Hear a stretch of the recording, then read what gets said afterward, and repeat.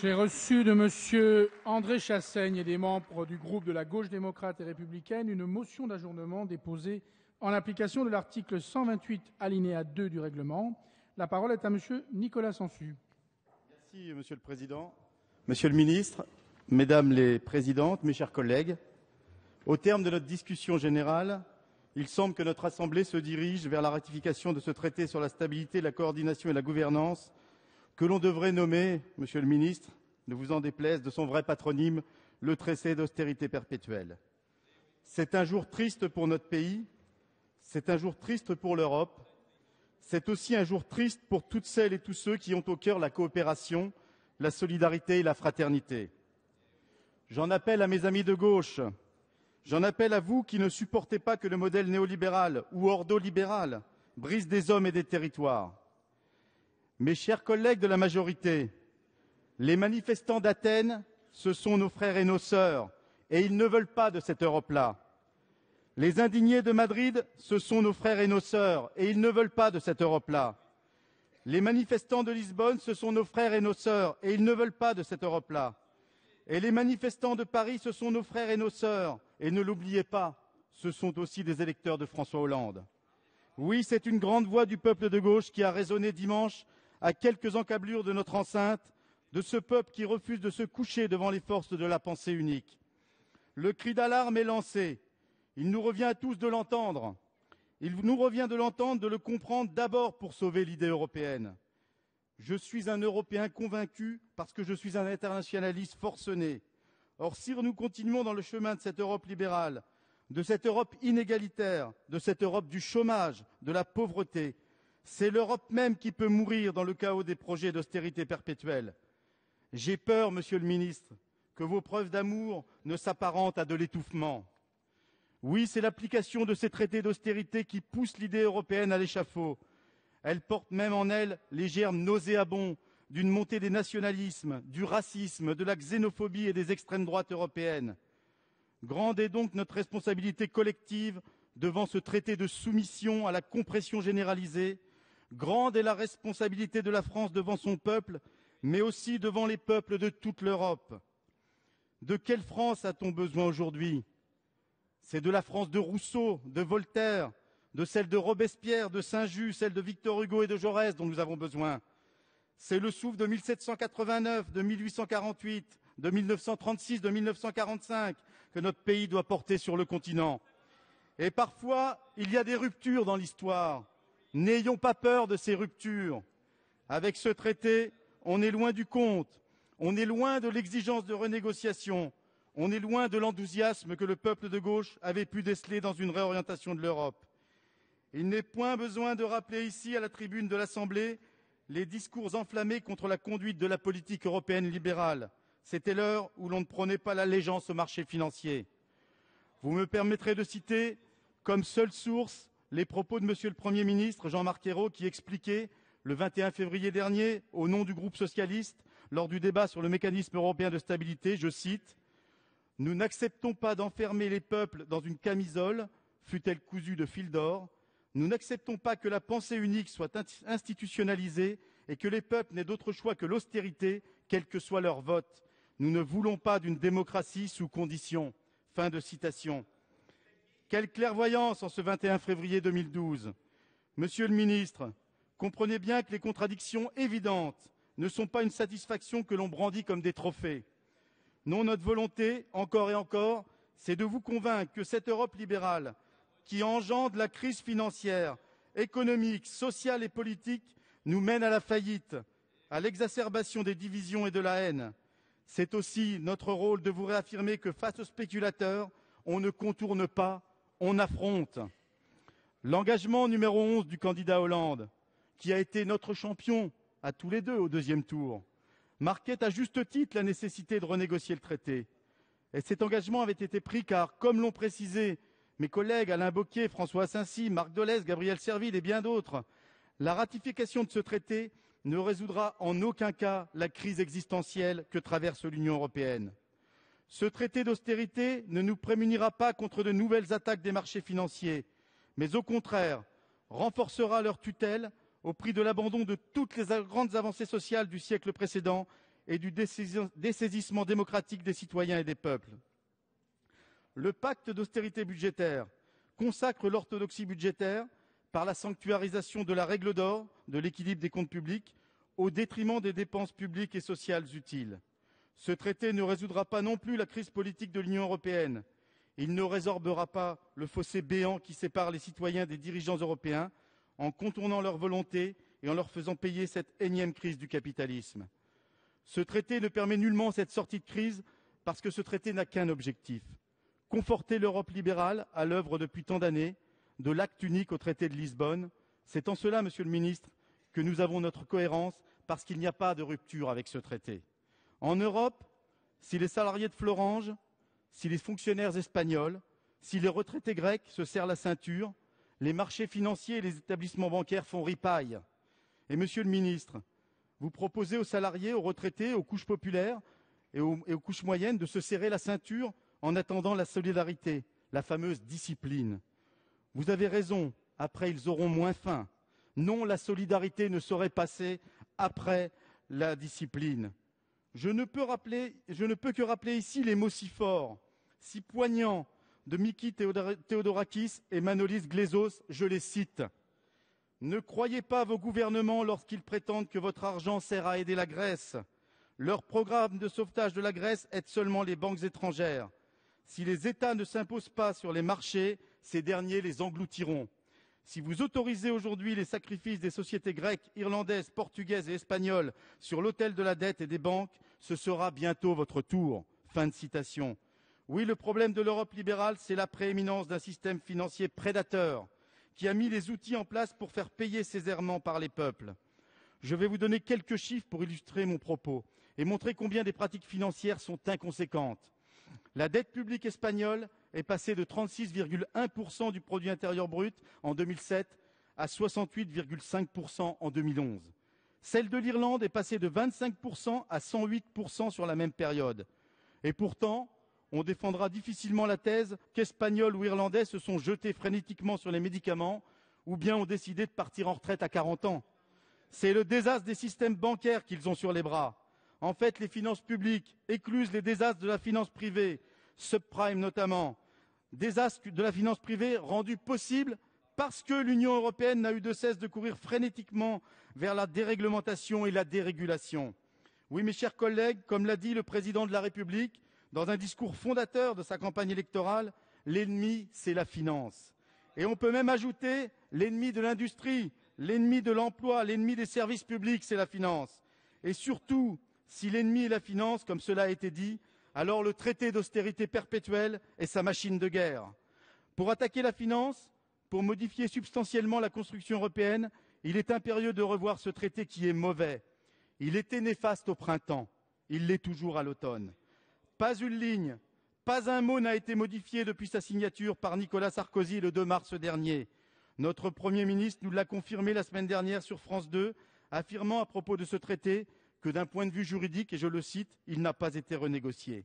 Il s'agit bien du même traité, un texte négocié en quelques semaines sous la pression de l'Allemagne et des marchés financiers qui renforce encore le carcan de la discipline budgétaire sur les pays de la zone euro.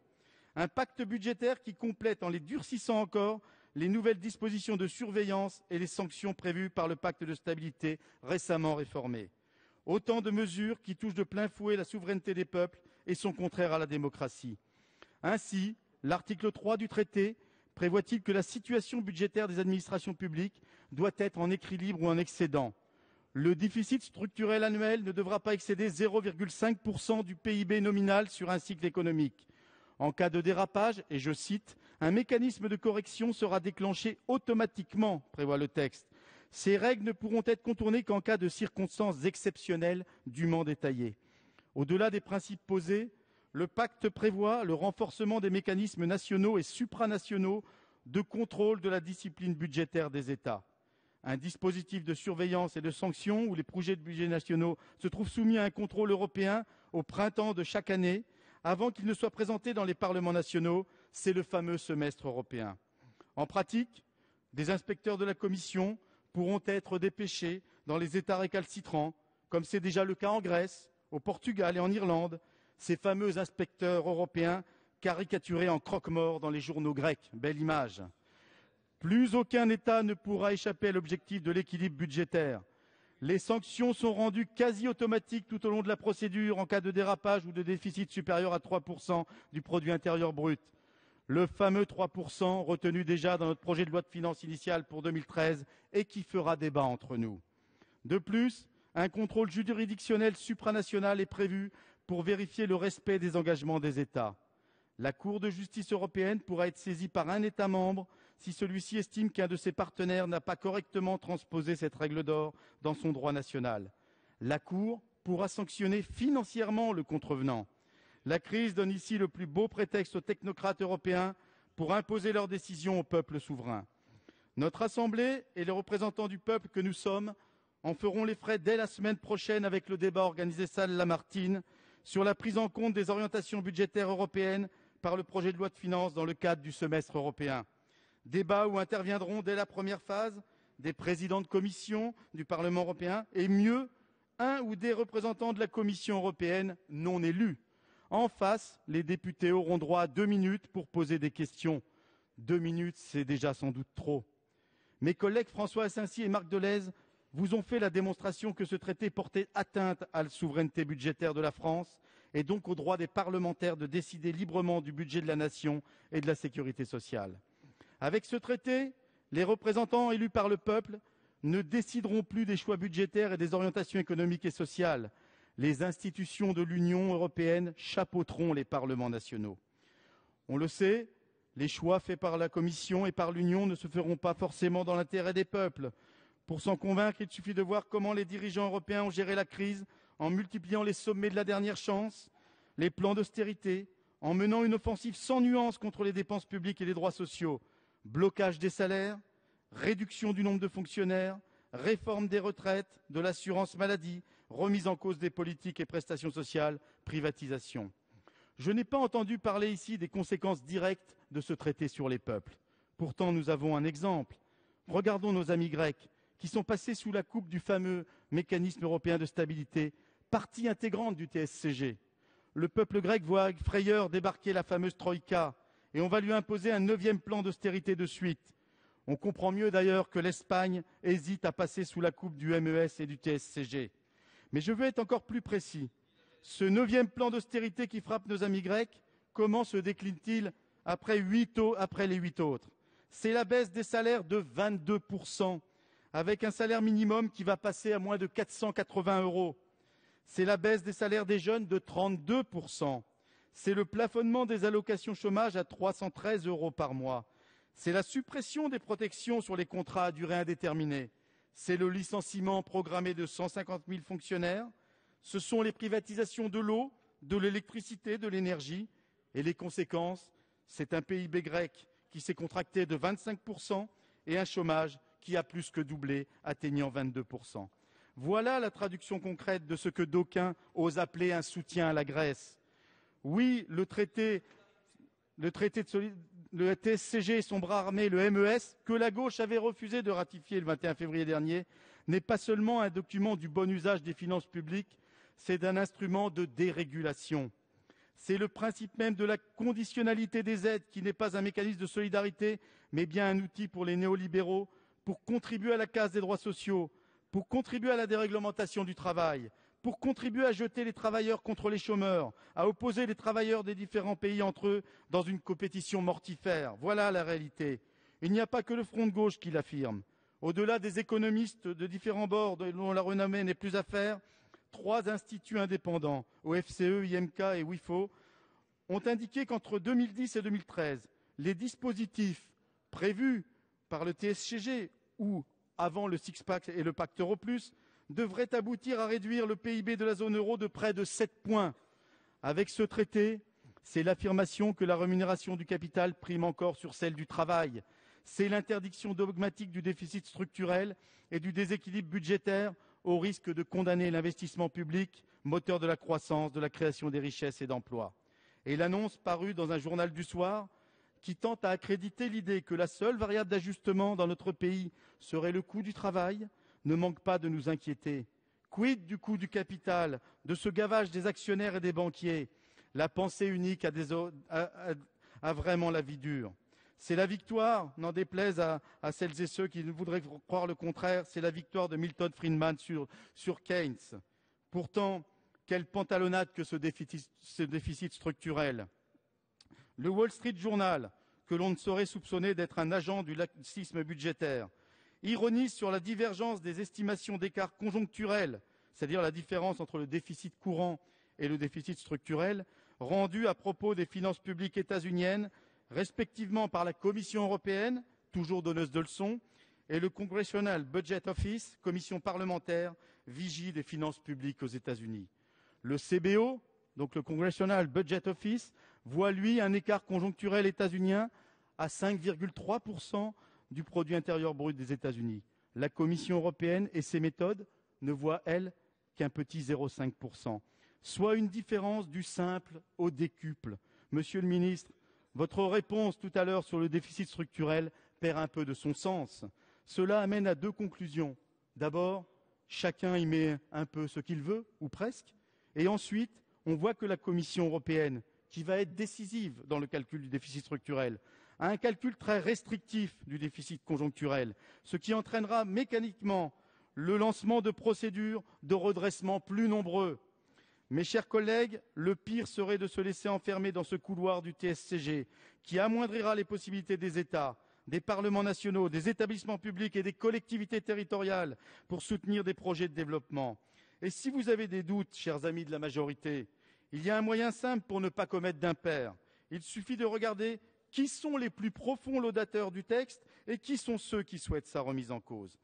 Les plus fervents défenseurs, nous les avons ici, à notre droite. Nos collègues de l'UMP et de l'UDI font même preuve d'un enthousiasme qui devrait suffire à faire naître des doutes sur les bancs de la gauche. Et je comprends qu'ils se gaussent, ici à l'UMP et à l'UDI, je comprends qu'ils se gaussent devant une gauche qui adopterait à la virgule près le traité négocié et signé par Nicolas Sarkozy. Et puis, comme ardent promoteur, nous avons le MEDEF et sa patronne de choc, Madame Parizeau, qui n'a jamais assez de mots pour pourfendre les acquis sociaux, les droits des travailleurs, les dépenses sociales et publiques utiles. Dans celles et ceux qui rêvent d'une autre Europe, d'une Europe de la solidarité, d'une Europe de la coopération, d'une Europe de la transition écologique, d'une Europe de la paix, il y a bien sûr toutes celles et tous ceux qui, à gauche, en 2005, ont voulu mettre un coup d'arrêt à l'Europe libérale. Et comme un pendant au MEDEF, il y a la Confédération européenne des syndicats. Je veux simplement vous citer un extrait de la résolution adoptée par la Confédération européenne des syndicats. Je cite : « Nous soutenons les politiques économiques coordonnées, tout comme l'objectif d'assainissement des finances publiques. Mais nous déplorons les mesures de gouvernance économique mises en place qui menacent les acquis sociaux des dernières décennies, étouffant le développement durable, la relance économique et l'emploi et détruisent les services publics. C'est la raison pour laquelle nous sommes opposés au traité sur la stabilité, la coordination et la gouvernance au sein de l'Union économique et monétaire. » Et la Confédération européenne des syndicats de poursuivre : « Nous nous inquiétons également de la méthode utilisée pour parvenir au traité TSCG qui a exclu toute participation sérieuse du Parlement européen et des citoyens. » Fin de citation. Comment, à gauche, pourrions-nous ne pas être aux côtés des salariés européens ? Tout est dit, mes chers collègues. C'est la primauté des canons du libéralisme, c'est l'absence de démocratie, c'est le risque de cassure avec les citoyens. Alors, monsieur le ministre, n'oublions pas tous que c'est la majorité de gauche qui a gagné le 6 mai et le 17 juin dernier. Et quand on gagne à gauche, on ne gouverne pas au oui. Vous me permettrez également de pointer la nouveauté du TSCG par rapport au traité actuel. Il organise une délation entre États. L'article 8.1 explicite qu'un État membre peut en dénoncer un autre qui n'aurait pas obéi au diktat du déficit structurel. Belle Europe que celle de l'institutionnalisation des balances auprès des gendarmes de la Commission et de la Cour de justice de l'Union européenne. A-t-on bien mesuré l'ouverture d'une telle procédure au moment où des tensions existent à l'intérieur de l'Union européenne, mais même entre provinces dans certains pays, comme chez nos voisins espagnols, il n'est pas raisonnable, et c'est un euphémisme, d'attiser ces comportements de délation. Chers collègues, saisissons ensemble la chance qu'offre cette motion d'ajournement. En l'adoptant, nous nous donnerions le temps d'une renégociation du traité promise lors de la campagne présidentielle. En adoptant la motion d'ajournement, nous ouvrirons la porte d'une autre Europe, nous redonnerons de l'espérance et du rêve à la jeunesse de notre continent. En adoptant la motion d'ajournement, nous montrerons le beau visage de la France, le visage d'une France qui ne s'accommode pas de l'ordre établi, une France qui porte haut les exigences sociales bafouées depuis trop d'années au sein de l'Union européenne. Alors, on ne cesse de nous répéter que le 28 et 29 juin dernier, l'adoption d'un paquet croissance vaudrait renégociation. Ne soyons pas caricaturaux, mais regardons les faits, rien que les faits. J'ai lu avec attention ce volet croissance, qui autoriserait le gouvernement à parler de réorientation. Cela ne tient pas une seconde. Sur les 120 milliards d'euros annoncés, qui représentent non pas 1% comme annoncé, mais 0,85% du produit intérieur brut, qui est de 14 000 milliards d'euros en Europe. Seuls 69,5 milliards sont effectivement mis sur la table. Et parmi ces 69,5 milliards, seuls 55 milliards sont des fonds structurels déjà existants. Les 14,5 milliards restants consistent en un nouvel apport de 10 milliards des États au capital de la BEI, comme cela a été dit, et dans une dépense de 4,5 milliards en project bonds. Le reste consiste en capacité de prêt supplémentaire accordée à la BEI. Et personne ne sait comment nous pourrons les mobiliser, puisque dans les Échos d'il y a à peu près une semaine, le commissaire européen Lewandowski expliquait qu'il était quasi impossible aux États de mettre le complément des fonds structurels pour lancer des programmes d'investissement. D'ailleurs, c'est le cas de la France, qui a annoncé en 2013 le gel de nombreux projets d'investissement public. C'est donc un très faible niveau de relance qui est proposé, bien en deçà, par exemple, du plan de soutien du Brésil qui atteint 2,6% du PIB. Mais surtout, il convient de rapprocher ces 120 milliards d'euros des purges exigées par la Commission européenne et les gouvernements. Le total des plans d'austérité dans l'Union européenne depuis 2008, c'est 440 milliards de moins. Vous comprendrez donc que les 120 milliards pèsent peu au bout du compte. Et puis, il faut regarder au-delà du chiffre annoncé ce qui est contenu dans ce pacte de croissance. Mes chers collègues de gauche, je vais être le troisième à vous le dire.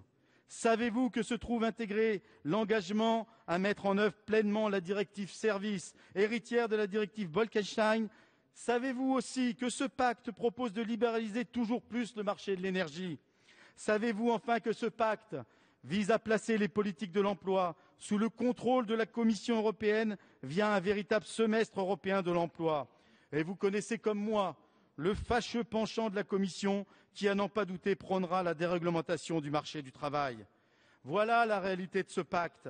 Le pacte de croissance n'est pas digne de son appellation et il ne peut en aucun cas valoir renégociation. Nous avons le devoir de construire collectivement un autre modèle de développement que celui qui est en œuvre depuis des décennies et qui a comme conséquence plus de 25 millions de chômeurs, une pauvreté, une précarité accrue, des inégalités intolérables. Oui, nous devons obtenir le droit du contrôle démocratique et donc du contrôle par les représentants du peuple de la Banque centrale européenne. On nous rebat les oreilles de son indépendance, mais si elle est indépendante des peuples, elle ne l'est pas de Goldman Sachs et de ses confrères. Le contrôle de la BCE est urgent pour stopper les politiques monétaires récessives qui contrecarrent l'emploi. Oui, nous avons besoin d'une politique budgétaire qui s'affranchisse de règles d'or, qui ne sont que des règles d'airain. Règles d'airain qui font obstacle aux investissements utiles dans les salaires, dans la formation et dans les dépenses publiques, telles que celles exigées pour la transition écologique. Oui, il s'agit de mettre en œuvre une véritable surveillance des banques européennes. Savez-vous comment les traders et autres profiteurs des établissements bancaires ont surnommé les prêts illimités aux banques fin 2011 et début 2012? Je vous le donne en mille. Ils les appelaient open bar. Oui, c'est bien open bar pour les banques, les marchés financiers et ceinture pour les peuples. Oui, nous avons besoin d'une véritable harmonisation sociale et fiscale, toujours ajournée depuis 20 ans. On verra demain. Et là, la motion d'ajournement de cette harmonisation sociale n'a pas été décidée par les peuples, mais bien par un système financier et une commission de technocrates qui sont de véritables prédateurs des droits sociaux. Oui, il convient de changer les traités pour s'émanciper des marchés et cesser de n'avoir que la concurrence libre et non faussée comme unique grille de lecture pour relancer un véritable développement industriel européen assurant la transition écologique. Oui, il faut associer les peuples à cette Europe nouvelle. Regardez l'émoi qui avait saisi les instances européennes, mais aussi les chefs d'État, quand M. Papandréou avait osé émettre la possibilité de consulter le peuple grec sur l'acceptation du plan d'austérité d'octobre 2011. Quelle est cette Europe qui a peur des peuples? Peur du peuple grec et aujourd'hui peur du peuple français. Mes chers collègues, cette motion d'ajournement permettrait de remettre l'ouvrage sur le métier.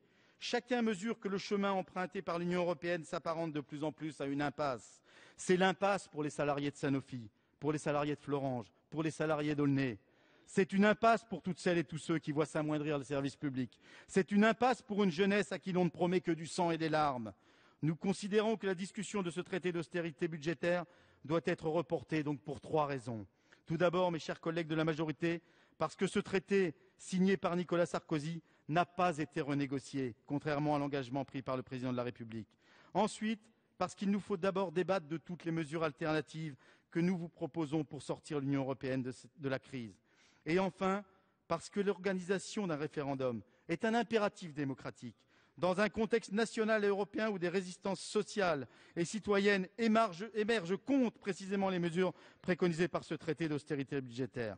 Et puisque les tenants du traité, j'ai entendu Madame Guigou, sont 6 sur 2, eh bien, allons-y, chiche mes chers amis, faisons le référendum. Pour toutes ces raisons, les députés du Front de gauche vous invitent à adopter cette motion d'ajournement. Et c'est ainsi que nous pourrons redonner enthousiasme et espoir au peuple d'Europe et ne pas jeter des millions de nos concitoyens dans les bras des mouvements d'extrême droite porteurs de haine, de repli sur soi, avatars les plus détestables de cette Europe libérale. Le bonheur est une idée neuve, comme disait Saint-Just. Ne brisons pas cette espérance. Je vous remercie. Merci.